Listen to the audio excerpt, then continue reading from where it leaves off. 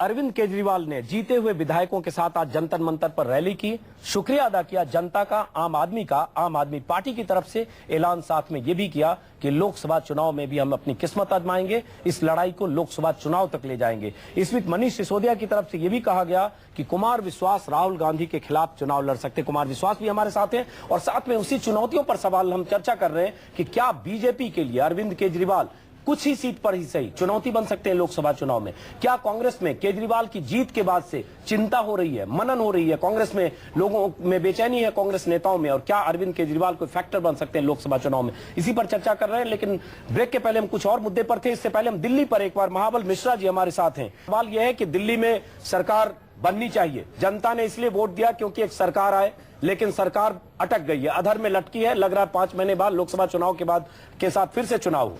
आप समर्थन देने को तैयार है कांग्रेस की तरफ से, लेकिन आप पार्टी आपका समर्थन लेने को तैयार भी नहीं है। कुमार विश्वास जी से मैं पूछना चाहता हूं, अंजुम जी, जब दिल्ली की जनता ने उन पर विश्वास किया है और 28 सीट उनको दिया है और मुझे लगता है सरकार बननी चाहिए।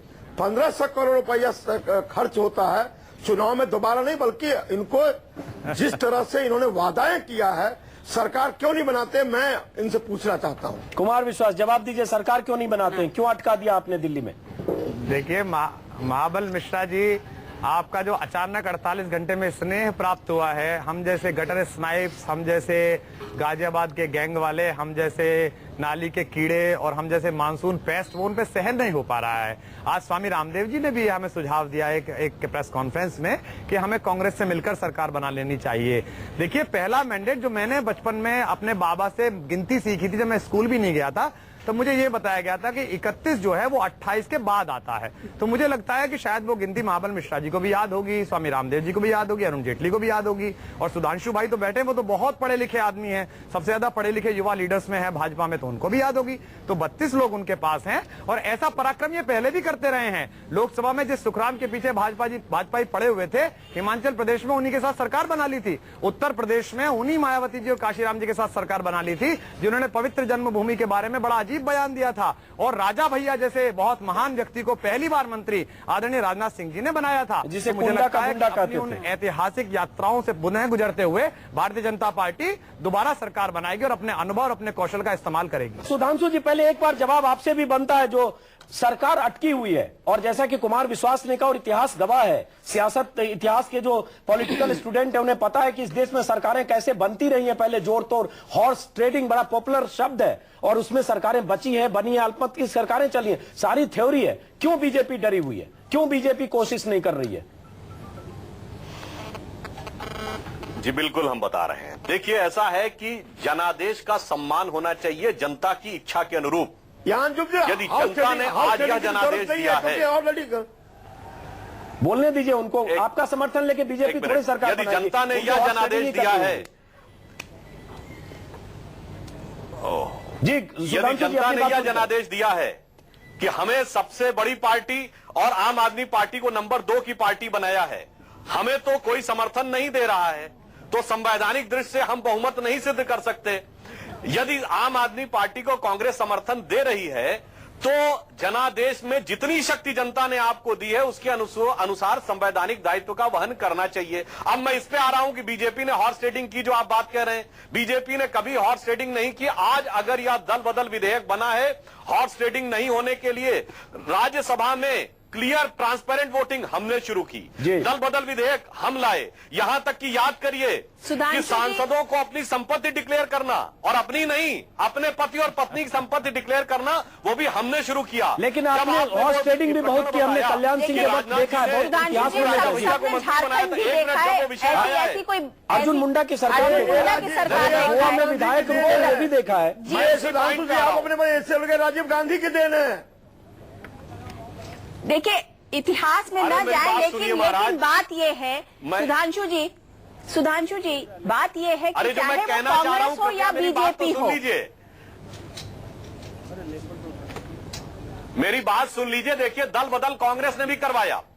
जब भारतीय जनता पार्टी की स्थिति आई, देखिए, सामान्यता दल बदल से बड़े दलों को लाभ और छोटे दलों को नुकसान होता है सामान्यता परिस्थितियों में, मगर हमने दल बदल विधेयक को इतना कड़ा कर दिया कि आज कोई दल नहीं बदल सकता? मंत्रियों की संख्या 15% नियत करने का नियम किसने बताया? भारतीय जनता पार्टी ने बनाया।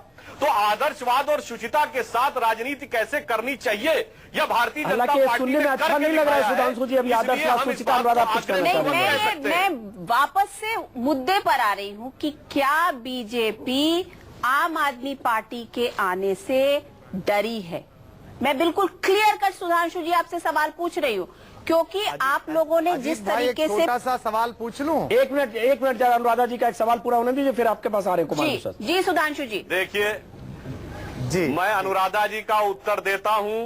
भारतीय जनता पार्टी वह पार्टी है जब पंडित जवाहरलाल नेहरू का प्रचंड बहुमत था हम नहीं डरे। इंदिरा गांधी के आपातकाल के समय में जब सारे संवैधानिक अधिकार खत्म कर दिए गए, उस लड़ाई में भाजपा सबसे प्रमुख घटक थी। राजीव गांधी की 400 की मेजॉरिटी की सरकार से हम नहीं डरे। तो ऐसी कौन सी जब राम जन्मभूमि मुद्दे पर लाठी गोलियां खा के नहीं डरे, तो ये कहना कि भारतीय जनता पार्टी डर गई है, ये भाजपा की गरिमा और इतिहास के साथ न्याय नहीं। अच्छा चलिए, मैं दूसरा सवाल पूछ रही हूँ सुधांशु जी। ये बताइए कि क्या आपने कुछ सीखा इन चुनाव के नतीजे से?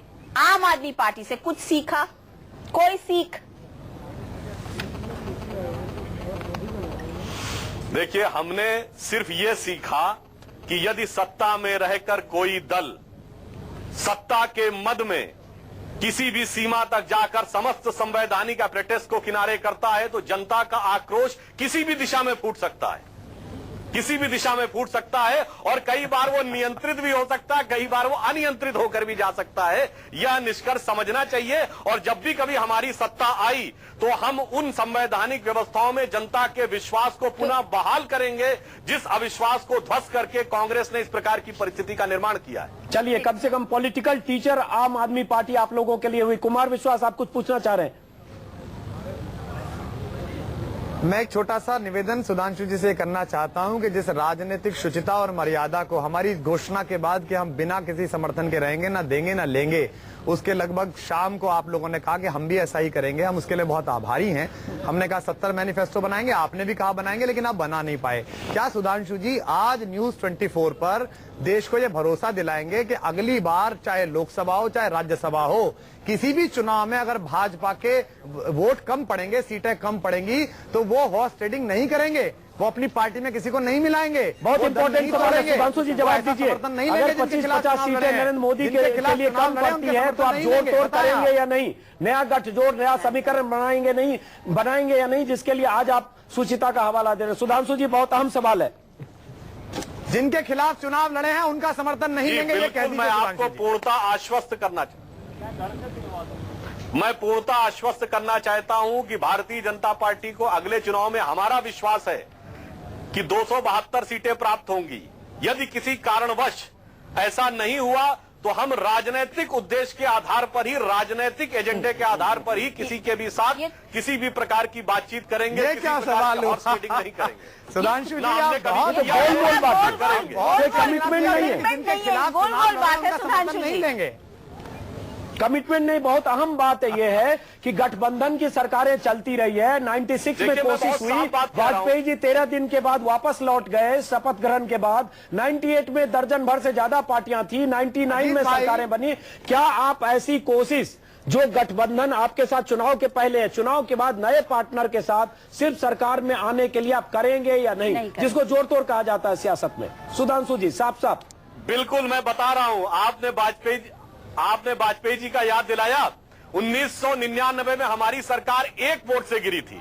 हम सत्ता में बैठे थे, एक वोट से गिरी थी। अटल जी ने संसद के पटल पर कहा था कि ऐसा नहीं था कि माल मार्केट में अवेलेबल नहीं था, बिकाऊ नहीं था, मगर हम खरीदने को तैयार नहीं थे। अटल जी के उस वाक्य को, उस आदर्श को हम सदैव चरितार्थ करके रखते हैं। मेरे प्रश्न का उत्तर नहीं दे रहे। इस प्रकार की चीज में आप सवाल का उत्तर नहीं दे रहे थे कि उस पर बात करेंगे। तो हम ममता बनर्जी के आर्म ट्विस्टिंग में बताएंगे और जॉर्ज फर्नांडिस की बात करेंगे, लेकिन उस पर हम खिलाफ भाषण दिए चले जाएंगे। उनके साथ नहीं आएंगे, ये कहिए। उनके साथ सरकार नहीं बनाएंगे जिनके साथ लड़े हैं। नवीन पटनायक के खिलाफ आप लड़ रहे हैं, चंद्रबाबू नायडू के खिलाफ आप लड़ रहे हैं, आप माया ममता जयललिता के खिलाफ लड़ रहे हैं। आप कहिए कि इनके साथ नहीं बनाएंगे सरकार, क्योंकि इनके खिलाफ चुनाव लड़ रहे हैं। सुधांशु जी,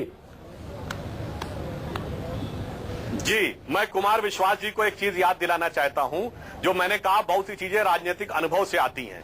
इन्होंने जो उदाहरण दिया कि हम लोगों ने उत्तर प्रदेश में तोड़फोड़ किया था, तो मैं याद दिलाना चाहता हूं 1991 में चुनाव हुआ यूपी का, फिर 93 में चुनाव हुआ, फिर 96 में चुनाव हुआ और 97 में 6 साल में चौथी बार चुनाव की सरकार लटक रही थी। मैं इनको पूछता हूं, अगर दिल्ली में 3 चुनावों के बाद भी, 1 मिनट मेरी बात पूरी होने दीजिए, 1 मिनट, और हमारा गठबंधन था बसपा से, बसपा ने 21 सितंबर 97 को हमको समर्थन दिया, 1 महीने बाद समर्थन वापस ले लिया, हमने नहीं तोड़ा, सब दल टूट गया। उसके बाद आपने क्या किया? उसके बाद राजनाथ सिंह जी वहां अध्यक्ष थे यूपी के, कल्याण सिंह मुख्यमंत्री थे, कैसे खेल हुआ 2 दर्जन 3 दर्जन विधायकों का, लेकिन फिर हम इतिहास में जा रहे हैं। सुधांशु जी, कुमार विश्वास जी से पूछता हूं, 1 मिनट, मैं उस इतिहास से, मुझे वाक्य पूरा करने दें। मैं कुमार विश्वास जी से पूछता हूं, यदि 3 चुनावों तक कमोबेश हंग असेंबली आए दिल्ली में, तो आप क्या करेंगे? हर साल चुनाव करवाते रहेंगे? उत्तर प्रदेश में वो स्थिति आई थी। सुधांशु जी, इतिहास को देखिए और तब पहली आरोप बात तो लगाइए। एक सामान्य उस घटना की यथार्थता देखिए, आर.के. नारायण ने हस्तक्षेप किया था। सुधांशु भाई, पहली बात तो सुधांशु जी, पहली बात तो एक सामान्य प्रक्रिया होती है कि प्रश्न का उत्तर प्रश्न नहीं होता, जवाब होता है, लेकिन जब जवाब नहीं होता तो प्रश्न होता है। आपके प्रश्न का मैं स्वागत करता हूं और मैं न्यूज 24 पर कह रहा हूं, हम नहीं करेंगे शिबू सोरेन और आपकी तरह, हम नहीं करेंगे फारूक अब्दुल्ला और आपकी तरह। 3 बार चुनाव लड़े, 4 बार चुनाव लड़े, 5 आए, 50 आए। भाजपा और कांग्रेस के जिस भ्रष्टाचार के खिलाफ लड़ रहे हैं, इनसे हाथ नहीं मिलाएंगे, ना इन्हें एक सीट देंगे, ना इनकी एक सीट का समर्थन लेंगे। लेकिन तब ये बहुत मुश्किल भी है। बीच में रोको, ये बहुत मुश्किल भी है। इसका मतलब हम हंग असेंबली हर बार देखेंगे, हर बार चुनाव में जाएंगे, इसका मतलब 3 साल में 3 चुनाव हो सकते हैं। नहीं आएगी राजनीति में कुमार विश्वास कई बार एक पॉलिटिकल कंपल्सन भी होता है कि आप एक ऐसा समीकरण बनाते हैं ताकि चुनाव, लोकतंत्र में चुनाव बार बार ना हो, जनता पर, सरकार पर बोझ ना हो और एक चुनी हुई सरकार मिले। अनुराधा जी, मुझे लगता है ये सिचुएशन बहुत हर बार पेच फंसना क्या सही है? सुचिता और पॉलिटिकल कमिटमेंट के नाम पर हर बार पेच तो नहीं फंसना चाहिए, इसलिए लागू करने देंगे, हम बना लेते हैं। 1 मिनट, कुमार विश्वास। नहीं, मुझे लगता है अजीत जी की हर बार पेच तो नहीं फंसना चाहिए, क्योंकि अल्टीमेटली जो बोझ पड़ेगा वो जनता पर ही पड़ेगा। चुनाव का बार बार बोझ पड़ना वो जनता पर ही पड़ता है। मुझे लगता है ये सारी पॉलिटिकल पार्टीज को इस बात का एहसास होना चाहिए। ये जरूर है कि राजनीति में शुचिता एक इम्पोर्टेंट एस्पेक्ट बन के उभरी है और इस बात को हर पॉलिटिकल पार्टी को समझना चाहिए। और कहीं न कहीं वो आप से भी हुआ है, लोगों को लग रहा है अभी तो जोड़ तोड़ नहीं कर सकते, जोड़ तोड़ नहीं कर सकते। और वो चीज जो है वो जिसे कहते हैं कि आप अपनी डेफिनेशंस जो है, आपकी जो सोच है, आपको जो नजरिया है, उसको आम पब्लिक में पहले दिखाएं, बताएं और उस पर कायम रहें। प्रॉब्लम जो होती है वो पॉलिटिकल पार्टीज का ऐसा हो गया है कि वो कहते कुछ है, सोचते कुछ है और करते कुछ। और चुनाव के बाद तो कई बार, चुनाव के पहले जिसको दुश्मन मानते हैं, चुनाव के बाद दोस्ती होती है। सुधांशु त्रिवेदी जी, अपना जवाब पूरा करें अगर कुछ कहना है आपको। देखिए, अभी कुमार विश्वास जी ने कहा, शिबू सोरेन जी का नाम लिया। मैं बताना चाहता हूं, बिल्कुल स्पष्ट सा, शिबू सोरेन जी ने 1 करोड़ रुपया लेके अपने अकाउंट में डाल लिया, कोर्ट से कन्विक्टेड हो गए, उसके बाद भी 20 साल से लगातार चुनाव क्यों जीत रहे हैं? उन्होंने टीवी पे खड़े होकर बोला था कि अगर मैं दिल्ली में बैठा आदमी सैकड़ों करोड़ रुपए ले लेता, मैं गरीब ट्राइबल हूं, 1 करोड़ ले लिया तो मेरे पीछे पड़ गए। बड़का बड़का आदमी इतना लेके चला जाता है। दिल्ली से हट के आप 100 किलोमीटर दूर जाइए, उत्तर प्रदेश में बसपा की रैली में कहा जाता है कि हमारी बहन के ऊपर अगर ये आरोप है कि उस पर 100 करोड़ की प्रॉपर्टी है, तो ये हमारे लिए गर्व की बात है। किसी दलित के बेटे बेटी की वो हैसियत तो हुई। इस बहुलतावादी देश में एक विशेष प्रकार का सामाजिक मनोविज्ञान है। मैं जस्टिफाई नहीं कर रहा हूं, मगर उस सामाजिक मनोविज्ञान और शताब्दियों से दबे हुए उस जनमानस की भावना की अभिव्यक्ति को भी समझिए। इसलिए बहुत दयनीय लग रहा है सुधांशु भाई, बहुत दयनीय लग रहा है। 20 साल से लगातार शिबू सोरेन क्यों जीत रहे हैं? इतने पढ़े लिखे राजनेता, बहुत दयनीय लग रहा है। मुझे सुधांशु जी मुझे लगता है कि राजनीति और राजनीतिक सोच में एक बदलाव आ रहा है और उस बदलाव को हर पॉलिटिकल पार्टी को समझना चाहिए और अपनाना चाहिए। नहीं, अनुराधा जी मेरी बात एक और होने दीजिए। 2003 में उत्तर प्रदेश में ताज कॉरिडोर में चार्जशीट होने के बाद हमने मायावती सरकार से समर्थन वापस लिया और 2007 में मायावती को स्पष्ट बहुमत मिला। नहीं, उसके पास में जाएंगे तो 2003 के पहले इतना लात जूते होने के बाद 96 में 97 में इतना सर फुटअव्वल होने के बाद, इतनी बड़ी संख्या में दल बदल होने के बाद उसी मायावती के साथ आप फिर सरकार में आए। तो आप अतीत जाएंगे तो आप जिसके साथ एक बार जिसको कहते हैं लात जूते होना या सर फुटअव्वल होना, उसके साथ सरकार बनाते हैं। मुझे लगता है कि हर पॉलिटिकल पार्टी को अतीत में नहीं जाना चाहिए, खास करके दो पॉलिटिकल पार्टी, क्योंकि हर किसी ने कुछ न कुछ किया है। मुझे लगता है जो बीत गई सो बात गई और आगे की सोचनी चाहिए। मुझे लगता है हर पॉलिटिकल पार्टी में ये सोच आनी चाहिए कि हम किस तरीके से और कैसे किस पैमाने पर खड़े हैं। चलिए, आप सभी मेहमानों का बहुत बहुत शुक्रिया। मैं मानता हूँ आपके पास कहने को बहुत कुछ है, लेकिन वक्त की कमी है।